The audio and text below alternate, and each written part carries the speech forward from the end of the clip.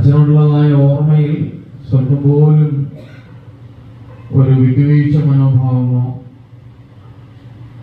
മൂല്യങ്ങളോടോ സഭയുടെ നിലപാടുകളോടോ സ്വല്പം പോലും അച്ഛന് വിട്ടുവീഴ്ചയില്ല. പ്രവർത്തകരോടൊക്കെ അച്ഛൻ അവരുടെ പ്രവർത്തനത്തിൽ, അവരുടെ രീതിയിൽ, പ്രസംഗങ്ങളിൽ, ശുശ്രൂഷകളിൽ അവരെങ്ങനെ ശുശ്രൂഷിക്കണം എന്നുള്ളതിൽ ഒരു രണ്ടാമത് അഭിപ്രായം അച്ഛനില്ലായിരുന്നു. അവരുടെ ഇരിക്കുന്ന പ്രായമുള്ളവർക്ക് അറിയാം. പലർക്കും അച്ഛന് വളരെ തിക്തമായ അനുഭവങ്ങൾ ഉണ്ടായിട്ടുണ്ട്. അച്ഛനാളുകളെ പ്രവർത്തകരൊക്കെ പള്ളിയിൽ നിന്ന് ഇറക്കി വിട്ടിട്ടുണ്ട്, കുറച്ചു കാലത്തേക്ക് സസ്പെൻഡ് ചെയ്തിട്ടുണ്ട്, ഡിസ്മിസ് ചെയ്തിട്ടുണ്ട്.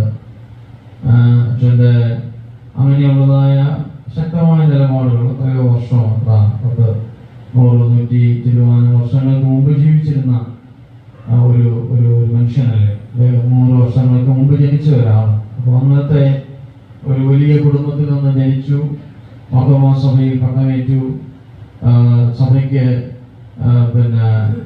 സഭയുടെ വിശ്വാസ നിലപാടുകളിൽ, പ്രത്യേക ശാസ്ത്രങ്ങളിലൊക്കെ ചെറിയ മാറ്റങ്ങൾ വന്നുകൊണ്ട് കണ്ടപ്പോൾ വേദപുസ്തകത്തിനനുസരിച്ച്, വേദപുസ്തകത്തിന്റെ മൂല്യങ്ങൾക്കനുസരിച്ച് ജീവിക്കണമെന്ന് ശക്തമായി അന്നത്തെ നേതാവായിരുന്ന, അന്നത്തെ സഭയുടെ മെത്രാപ്പൊലീത്തയായിരുന്ന യോഹന്നാൻ മാർത്തോമാ തിരുമേനിയോട് എന്ന് പറഞ്ഞ് ഒരു വഴക്കിന്റെ ഒട്ടുവരെ എത്തിയതായിട്ടുള്ള ഒരു മനുഷ്യൻ. ആഞ്ചലിക്കൽ സഭയ്ക്ക് ശക്തമായ നേതൃത്വം കൊടുത്തു. അത് കഴിഞ്ഞ് സഭയിൽ ഭിന്നതകൾ ഉടലെടുത്തതായിട്ട് അവസരത്തിൽ അദ്ദേഹം കൂടി നേതൃത്വം കൊടുത്ത് വാഴിച്ചതായിട്ടുള്ള ഉമ്മൻ തിരുമേനിയുടെ കൂടെ ചേർന്ന് ശ്രേഷ്ഠമായ നേതൃത്വം കൊടുത്തതായിട്ടുള്ള ഒരു മനുഷ്യൻ. പിൽക്കാലത്ത് വളരെ സാമ്പത്തികമൊന്നും ഇല്ലാതിരുന്ന ദരിദ്രയായ ഒരു ഫെലോഷിപ്പ് എന്ന് പറയുന്നതായിട്ട് പ്രസ്ഥാനം, തൻ്റെതുണ്ടായിരുന്നതെല്ലാം, തൻ്റെ കയ്യിലുണ്ടായിരുന്നതെല്ലാം, തൻ്റെ മക്കളുടെ കയ്യിലുണ്ടായിരുന്നതെല്ലാം പിടിച്ചു പറിച്ച് സഭയ്ക്ക് കൊടുത്ത്, ജീവൻ വരെയും സഭയ്ക്ക് വേണ്ടി, സുവിശേഷകർക്ക് വേണ്ടി കൊടുത്തതായിട്ടുള്ള ഒരു മനുഷ്യൻ.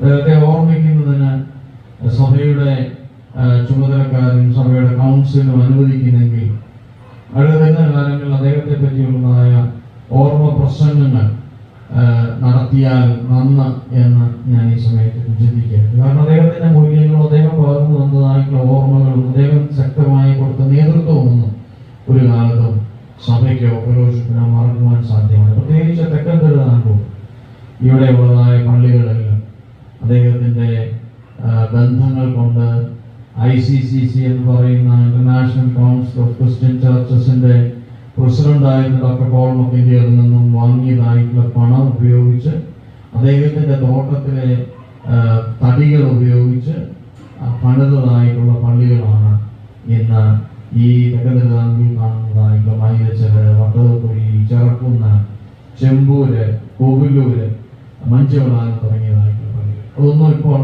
നമ്മുടെ കൈവശത്തിൽ വട്ടകുഴി പള്ളി മാത്രമേ ഉള്ളൂ എന്ന് നിങ്ങൾക്കറിയാം. അടുത്ത ഏതാനും ചില മാസങ്ങൾക്കകം ദൈവം അനുവദിച്ചാൽ അടുത്ത വർഷം തന്നെ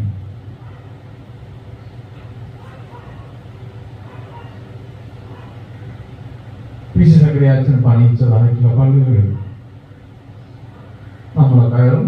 അവിടെ നമ്മൾ ആരാധന നടത്തും. ദൈവത്തിന്റെ വിയർപ്പും ദൈവത്തിന്റെ അധ്വാനവും ഒക്കെയാണ് ഈ പ്രദേശം. എനിക്ക് എൻ്റെ പ്രവർത്തകരോട് പറയാനുള്ളത്, അദ്ദേഹം കയറി ഇറങ്ങിയതായിട്ടുള്ള ഈ ദേശം, ഇവിടെ ഇരിക്കുന്ന പ്രായമുള്ളവർക്ക്, അച്ഛൻ്റെ പപ്പായ്ക്കും, നമ്മുടെ പ്രിയ സിദ്ധാർത്ഥ സാറിനും, അതുപോലെ ഇവിടെ ഇരിക്കുന്ന പ്രായമുള്ളവർക്കൊക്കെ അദ്ദേഹം കഷ്ടപ്പെട്ടവർക്ക് അറിയാം. ഈ റോഡുകളൊന്നുമില്ല. അദ്ദേഹവും സുവിശേഷകരും സേവനിമാരും ഒക്കെ അന്നത്തെ ചേർന്ന് അദ്ദേഹത്തിന് മുമ്പ് കാണും. അദ്ദേഹത്തിന്റെ കയ്യിൽ കാലം കൂടെ കാണും. എല്ലാ വിസർജ വസ്തുക്കളും ഉള്ളതായ ഈ അന്ന് റോഡുകളില്ലാത്തത് കൊണ്ട് ഈ ചെറിയ തോടുകളിൽ കൂടെ നടന്ന് വീടുകൾ കയറി സുവിശേഷകരം ചെയ്തതായിട്ടാണ്. ഇന്ന് കാറും ബൈക്കും ഒക്കെയുള്ള നമ്മുടെ പ്രവർത്തകർ വീടുകൾ കയറാനായിട്ട് സമയവുമില്ല, അതിന് ആവശ്യമില്ല. അവരൊക്കെ ഓർത്ത് ഞാൻ ദുഃഖിക്കുകയാണ്. അച്ഛൻ്റെ ജീവിതം സഭയ്ക്ക് അനുഗ്രഹിക്കപ്പെട്ട നേതൃത്വം നൽകിയതായിട്ടുള്ള ഒരു മനുഷ്യൻ. ദൈവത്തിൻ്റെ സേവനത്തെയോ ശുശ്രൂഷയോ ദൈവത്തിൻ്റെ ദീർഘദർശനത്തെയോ തന്നെ ദൈവത്തെ സ്തുതിക്കുന്നു. അദ്ദേഹത്തെ ഈ സഭയ്ക്ക് കേരളക്കാർക്ക് നൽകിയ ദൈവത്തിന് സ്തുതി സ്തോത്രങ്ങൾ അർപ്പിച്ചു. ഞാൻ നിർത്തുകയാണ്. ഞാൻ പ്രസംഗത്തിന് മുമ്പ് ബഹുമാനപ്പെട്ട രതീഷച്ചൻ പറഞ്ഞ ജോസഫ് മീക്കൽ എന്ന് പറയുന്ന പട്ടണപ്പുഴയിലുണ്ടായിരുന്ന ഈ വിശുദ്ധഗ്രഹത്തിനോടുകൂടെ ചേർന്ന് ഇവിടുത്തെ അയ്മേനിയ ഒത്തിരി പേര് ഉണ്ടായിരുന്നു. നമ്മുടെ മൈനസിടവയിലും ഉള്ളതായ ആളുകളുണ്ടായിരുന്നു. അതുവരെ ആടിൻ്റെ ചെറുമകളുടെ മകനാണെന്ന് പ്രസംഗിച്ച നമ്മുടെ അനിച്ചമാച്ച്. എനിക്ക് തോന്നുന്നു ഞാനോട് ഇന്നത്തെ സാധാരണ ചമാച്ചൻ പ്രസംഗിക്കുന്ന ദിവസം ഞാൻ മലപ്പൂർവ്വം ഇറങ്ങി വരത്തേക്ക് ഞാനിവിടെ ഉണ്ടായിരുന്നുകൊണ്ട് ചമാച്ചൻ്റെ എല്ലാ കിളിയും പോയിരുന്നു. അവസാനം നന്ദി നമസ്കാരം എന്നൊക്കെ പറഞ്ഞു. ഇതുപോലെയുള്ള വിശ്വസ്തരെ സഭയ്ക്ക് ആവശ്യമുണ്ട്. ചമാച്ചൻ്റെ ജീവിതത്തിനായിട്ട് ഞാൻ ദൈവത്തെ സ്തുതിക്കും. നിങ്ങളുടെ ശുശ്രൂഷ ഏറ്റവും നിങ്ങളുടെ ഓർത്തഡോക്സ് സഭയുടെ പട്ടമുള്ള ശുശ്രൂഷയിൽ അവർ പറയുന്നൊരു കാര്യമുണ്ട്. ഈ മതമഹ തീയാണ് ശുശ്രൂഷ, തീ കൊണ്ടുള്ള ശുശ്രൂഷ. ഏറ്റവും ഗൗരവത്തോടെ, ഏറ്റവും ഭയത്തോടെ ദൈവം നിങ്ങളെ വിളിച്ചെന്നുള്ള ബോധ്യത്തോടെ ഈ ശുശ്രൂഷ ഉപയോഗിച്ചു.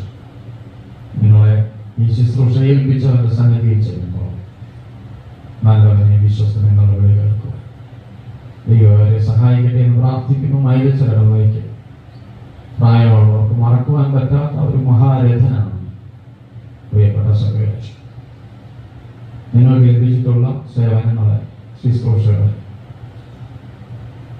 അദ്ദേഹത്തിൽ നിന്ന് ലഭിച്ചതായിട്ടുള്ള വരദാനങ്ങളെ നിങ്ങളുടെ തലമുറകൾ മറന്നുപോകാതെ കർത്താവിൻ്റെ വരവ് വരെ നിങ്ങൾ ഓർത്ത് വിശ്വസ്തരായി സഭയിൽ നിൽക്കുക.